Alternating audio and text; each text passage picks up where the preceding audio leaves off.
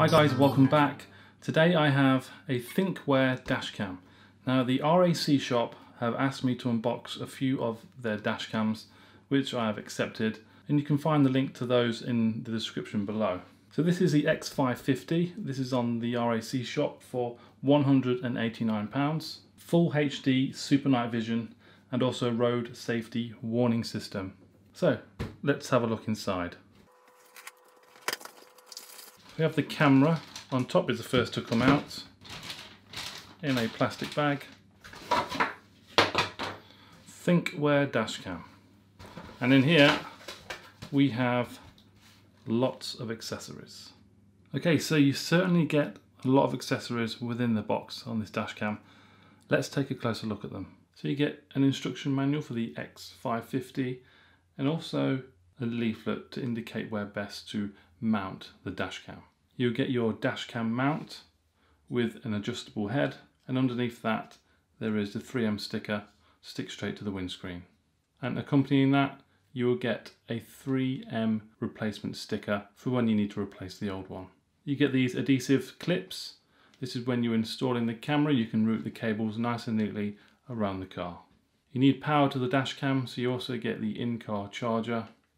You get a 16GB micro SD card as well as an adapter into an SD card. This is a USB and this is a micro SD card reader. Very, very handy. And last but not least, the dashcam itself. So let's take a closer look at the dashcam. It's a very stylish dashcam and looks very much like a compact digital camera. Really nice design camera. On the front we have the lens, so full HD 1080p. Along the side here we have the Thinkware logo with a speaker and FHD recorder label at the top left as well. Move around to the side, and on here this is where you'll insert your micro SD card and then the power switch at the bottom. So along the back we have the 2.7-inch LCD display, and along the left hand side we have a few menu buttons.